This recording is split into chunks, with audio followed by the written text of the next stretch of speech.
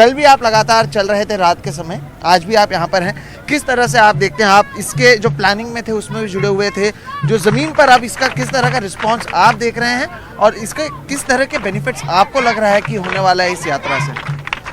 मैं आपको एक वाक्य में बता दूं बदलाव क्या है। 7 सितंबर को जब हम कन्याकुमारी से चले थे तो दोस्तों के फ़ोन आते थे, सवाल होते थे भारत जोड़ो यात्रा में क्यों जुड़ें, और अब 2 महीने बाद लोगों का फ़ोन आता है भारत जोड़ो यात्रा में कहाँ जुड़ें, कैसे जुड़ें। ये बदलाव 2 महीने में आ गया है। मैं समझता हूँ ये पूरे देश में बदलते हुए मूड का एक रिफ्लेक्शन है। अब तक ये भारत जोड़ो यात्रा थी, पर ये राष्ट्र नहीं है तो महाराष्ट्र है। अब यहाँ यात्रा जो है महायात्रा में बदलेगी, ऐसा मेरा अनुमान है। यहाँ आप देखिए, आपको सब तरह के समुदाय के लोग मिलेंगे। यहाँ दलित हैं, आदिवासी हैं, महिलाएं हैं, अल्पसंख्यक हैं, गरीब हैं, मजदूर हैं, किसान हैं, सबके प्रतिनिधि आए हुए हैं। ये यात्रा एक तरह से इस देश के दर्द का महाकुंभ बन गया है। जिसको कोई दुख तकलीफ है आके कह रहा है मेरी दुख तकलीफ है, सुनिए तो 8 साल से इस देश के लोगों ने किसी एक व्यक्ति के मन की बात सुनी है, अपने मन की बात तो सुनाई नहीं है। अब ये भारत जोड़ो यात्रा एक जगह बन रही है जहां लोग कह रहे हैं अब हमारे मन की बात भी सुन लो, वो अपनी बात सुना रहे हैं। और जो दर्द से दर्द का रिश्ता जोड़े वो सबसे गहरा रिश्ता होता है, और वो भारत जोड़ो यात्रा में पिछले 2 महीने से हो रहा है। लेकिन इसके जो सक्सेस रेट है उसे हम किस तरह से कैलकुलेट करें? क्या उसे कितने वोट्स मिलते हैं पॉलिटिकली, उस तरह से इसे कैलकुलेट किया जाए, या किस तरह से हम समझ में आएगा या एक आम आदमी को कि इसका इम्पैक्ट कहाँ तक पहुँचा है? क्योंकि अगर बात की जाए कि एक तरफ इतनी भीड़ दिख रही है तो जो ऑपोजिशन है, जो इसके विरोध में है, उनका तो ये कहना है कि आप बाई इलेक्शन के नतीजे देख लीजिए किस तरह से आया है। तो इस तरह से जब कहा जा रहा है तो इसके सक्सेस को मेजर कैसे करें? मैं इस यात्रा को चुनाव और वोट के अंदर नहीं तोलता, और हम कम से कम मुझ जैसे लोग जिनका कांग्रेस से कोई संबंध नहीं, मैं तो भैया स्वराज इंडिया का बिल्ला लगा के चल रहा हूँ इसमें। हम लोग यहाँ पे किसी एक पार्टी के लिए वोट मांग ले, किसी एक नेता की लोकप्रियता के लिए नहीं आए हैं। हम आए हैं देश का माहौल और मिजाज बदलने के लिए।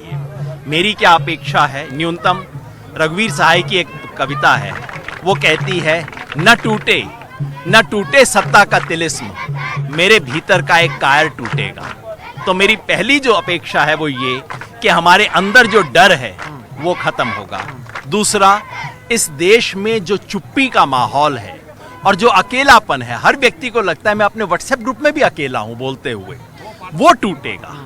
और तीसरा, देश में ये जो झूठ फैलाया गया है कि कोई विकल्प नहीं है, बस अब एक है, अब ये तो हो गया फैसला, मैच शुरू होने से पहले ही वॉकओवर हो गया है, मैच का डिसीजन हो गया है, ये माहौल बदलेगा। अगर इतना होता है, अगर इस देश में इस नफरत के खिलाफ खड़े होने की 1 डिग्री हिम्मत बढ़ती है, मेरे लिए यात्रा सफल है। इसको मैं वोट और चुनाव से नहीं नापता। ठीक, लेकिन जिस तरह से आपने स्वराज इंडिया का जिक्र किया और कहा कि आप कांग्रेस पार्टी के लिए नहीं जुड़े हैं, उसी से एक सवाल जो बार बार जुड़ता हुआ आता है वो आप ही का बयान है कि Congress should die its own death. ये जो कहा गया था, उसके बाद ऐसा क्या हुआ कि योगेंद्र यादव इसी से जुड़े हुए हैं और अब 2 महीने से ज़्यादा समय हो चुका है कि इसी के साथ चल रहे हैं? बहुत अच्छा हुआ आपने पूछा ये।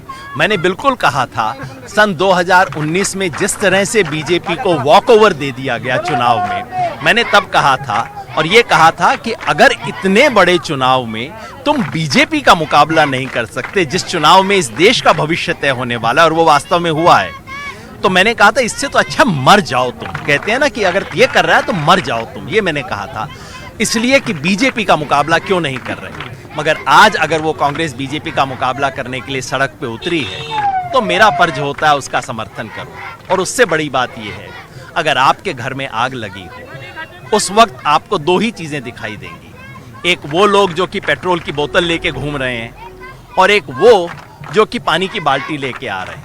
जो पानी की बाल्टी लेके आ रहा है उससे आप ये नहीं कहेंगे कि परसों तुम्हारे और मेरे बच्चे का क्रिकेट की बॉल पे झगड़ा हुआ था, ये नहीं कहेंगे ना। आप कहेंगे भैया पानी की बाल्टी ला रहे हो, तुम मेरे दोस्त हो, मेरे भाई हो, आप उसके साथ लगेंगे। आज इस देश में आग लगाने की कोशिश हो रही है। जो सत्ता के शीर्ष पे बैठे हैं वो इस देश को तोड़ने की कोशिश कर रहे हैं। खुल्लम खुल्ला ऐसी चीजें हो रही हैं जो इस देश में कभी नहीं हुई। ये कहते हैं 70 साल में कुछ नहीं हुआ, मैं कहता हूं बिल्कुल सही बात है। 70 साल में कभी बलात्कारियों को माला नहीं पहनाई गई। 70 साल में कभी मंच पे खड़े होके किसी समुदाय को खत्म करने की नारे नहीं दिए गए हैं। आज वो सब चीजें हो रही हैं, जब देश को तोड़ने की कोशिश हो रही है।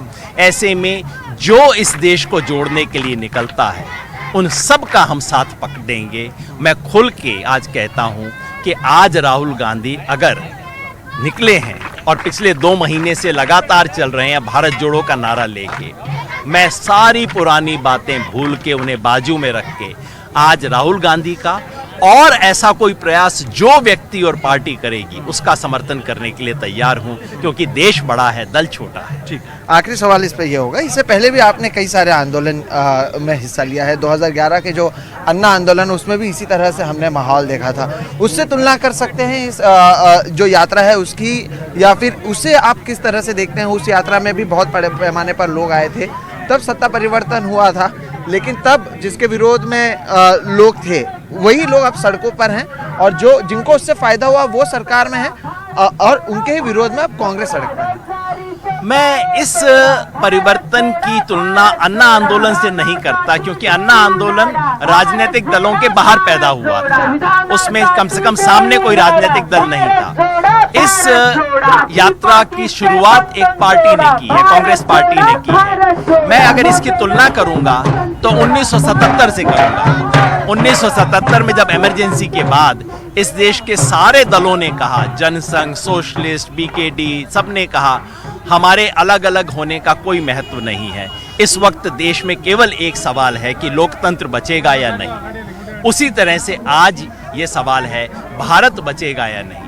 मैं कह दूं कि 2 महीने में लक्ष्य हासिल हो गया तो झूठ बात होगी, लेकिन 2 महीने में उस दिशा में हमने बढ़ना शुरू किया है जहां 2 महीने पहले लगता था कुछ नहीं हो सकता, कोई कुछ नहीं करेगा, ये तो सब पहले से हो गया, अब मोदी जी का कोई मुकाबला नहीं कर सकता। अब लोग कहते हैं अरे ये तो चल रहे हैं। लोगों को दिखता है कि इस देश का एक नेता है जो ओवरब्रिज के ऊपर आधा घंटा रुक जाता है तो वो अपनी गाड़ी का शीशा भी नीचे नहीं करता, और एक दूसरा नेता है जो बच्चे को गले लगा रहा है, हर एक के साथ सड़क पे घूम रहा है।